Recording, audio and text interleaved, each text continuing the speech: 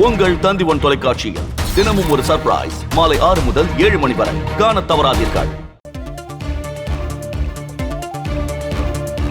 தமிழ் புதல்வன் திட்டத்தை கோவையில் இன்று துவக்கி வைக்கிறார் முதலமைச்சர் ஸ்டாலின். 6 முதல் 12ஆம் வகுப்பு வரை அரசு பள்ளிகளில் பயின்று உயர்கல்வியில் சேரும் மாணவர்களுக்கு மாதம் தோறும் 1000 ரூபாய் வழங்கும் திட்டம். கோவை உக்கடம் முதல் ஆத்துப்பாலம் வரையிலான மேம்பாலத்தை இன்று திறந்து வைக்கிறார் முதலமைச்சர் ஸ்டாலின். பாலத்தின் கழுகு பார்வை காட்சிகள் வெளியீடு.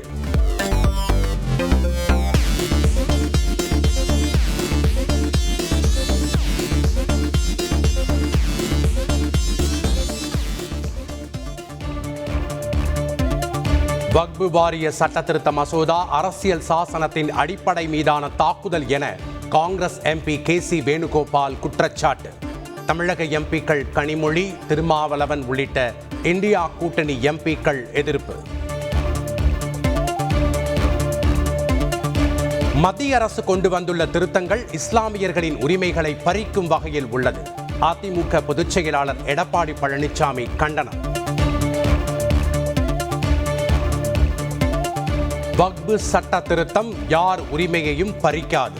தமிழ்நாட்டின் திருச்செந்துறையில் வக்பு வாரிய நிலத்தை விற்க முயன்ற சம்பவத்தை சுட்டிக்காட்டி அமைச்சர் கிரண் ரிஜிஜு விளக்கம்.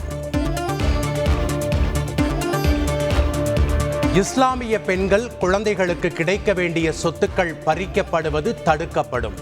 வக்பு வாரிய சட்ட திருத்தம் குறித்து பாஜக மாநில தலைவர் அண்ணாமலை கருத்து. புத்தாளம் அருகே மீன்பிடித்துக் கொண்டிருந்த பாம்பன் மீனவர்கள் 32 பேர் கைது. 4 நாட்டு படகுகளையும் பறிமுதல் செய்து இலங்கை கடற்படை அத்துமீறல். தமிழக மீனவர் பிரச்சினைக்காக நாடாளுமன்றத்தில் குரல் எழுப்புவேன். தமிழக மீனவ பிரதிநிதிகளிடம் குறைகளை கேட்ட பின் ராகுல் காந்தி உறுதி. டெல்லி மதுபான கொள்கை முறைகேடு வழக்கு. மணிஷ் சிசோடியாவின் ஜாமீன் மனு மீது இன்று தீர்ப்பளிக்கிறது உச்சநீதிமன்றம்.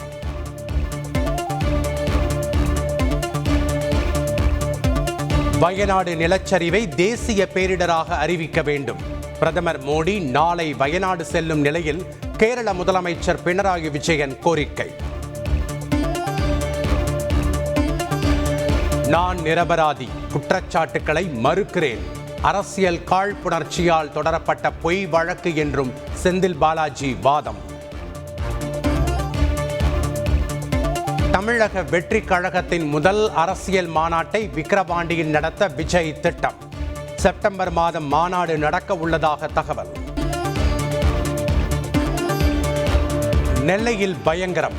ஆசிரியர்களை கொலை செய்ய ஆயுதங்களுடன் பள்ளிக்கு வந்த மாணவர்கள். 3 மாணவர்கள் கைது.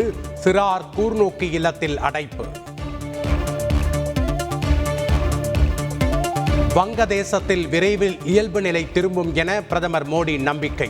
இந்துக்கள் உட்பட அனைத்து சிறுபான்மையினரின் பாதுகாப்பு உறுதி செய்யப்படும் என்றும் திட்டவட்டம்.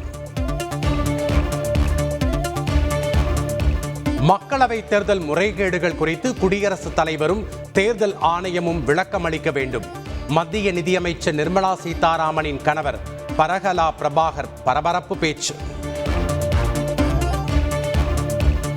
திஹார் சிறைகளின் கழிவறைகளை ஆய்வு செய்து செப்பனிட டெல்லி அரசுக்கு உத்தரவு. கைதிகளுக்கு போதுமான கழிப்பறை வசதியை ஏற்படுத்த உத்தரவிடக் கோரிய வழக்கில் டெல்லி உயர்நீதிமன்றம் ஆணை. MBBS, BDS மருத்துவ படிப்புகளில் சேர்வதற்கு விண்ணப்பிக்க இன்று கடைசி நாள். அரசு மற்றும் தனியார் மருத்துவக் கல்லூரிகளில் சேர்வதற்கான கலந்தாய்வு 3வது வாரம் தொடங்கும் என எதிர்பார்ப்பு. தமிழ்நாட்டில் பெரும்பாலான இடங்களில் பரவலாக கனமழை. விருதுநகர், சேலம், ஈரோடு உள்ளிட்ட பகுதிகளில் குளிர்ச்சியான சூழல். ஜப்பானில் அடுத்தடுத்து ஏற்பட்ட 2 சக்தி வாய்ந்த நிலநடுக்கங்களால் சுனாமி எச்சரிக்கை. மேற்கு தீவுகளின் பசிபிக் கடற்கரையில் கடல் அலைகள் 1 மீட்டர் அளவுக்கு உயரும் அபாயம். போர் பதற்றத்தால் சர்வதேச நாடுகளைப் போன்று அமெரிக்காவிலும் மந்த நிலை. அமெரிக்க முன்னாள் அதிபர் டொனால்ட் ட்ரம்ப் விமர்சனம்.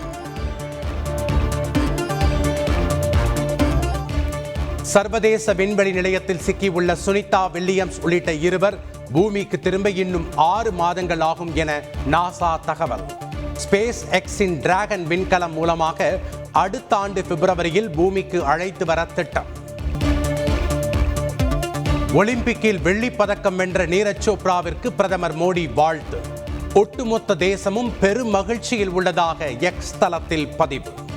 உங்கள் தந்தி ஒன் தொலைக்காட்சியில் தினமும் ஒரு சர்ப்ரைஸ் மாலை 6 முதல் 7 மணி வரை காணத் தவறாதீர்கள்.